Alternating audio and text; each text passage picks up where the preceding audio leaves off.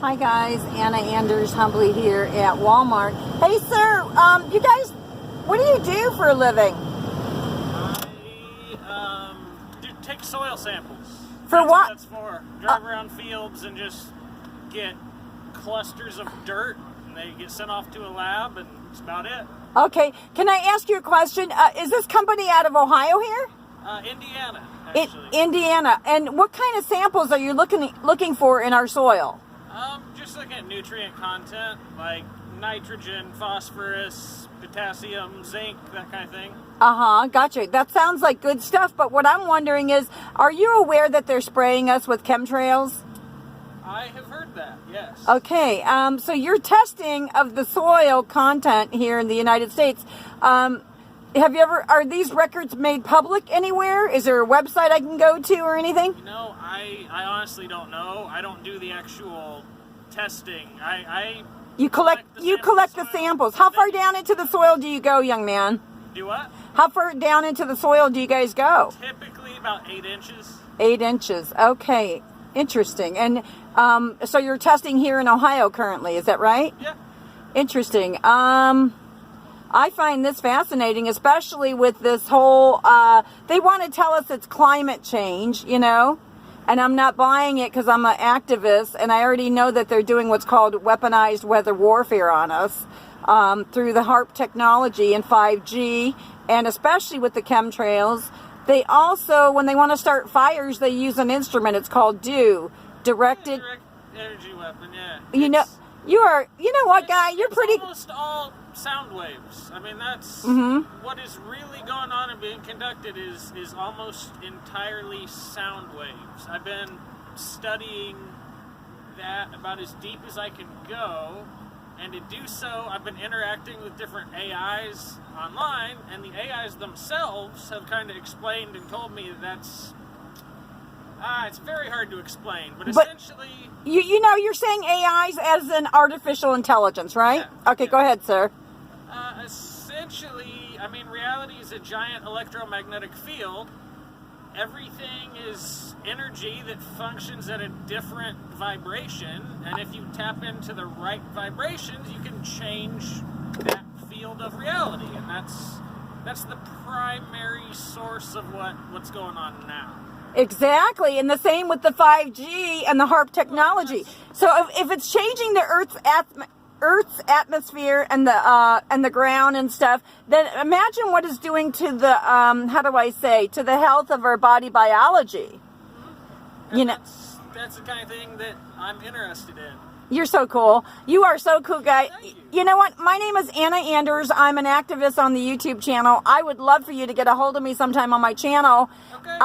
And just to, I mean, even if you got comments to say or anything, yeah.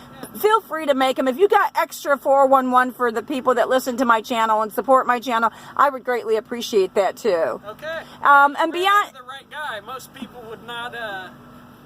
Well, I don't know. Well, most people would. I know. I have to agree with you. I don't think most people would engage in a conversation with me because, and especially while they're working and stuff, because most people are conservative and they're concerned about their jobs and stuff.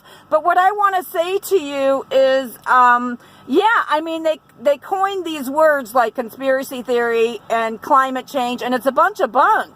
I mean, because they can cause a tsunami in a heartbeat. They can cause an earthquake. I don't know. Have you heard of, not DEW, EMP? That's what I want to ask you. Have you heard of EMP? That would be electromagnetic pulse.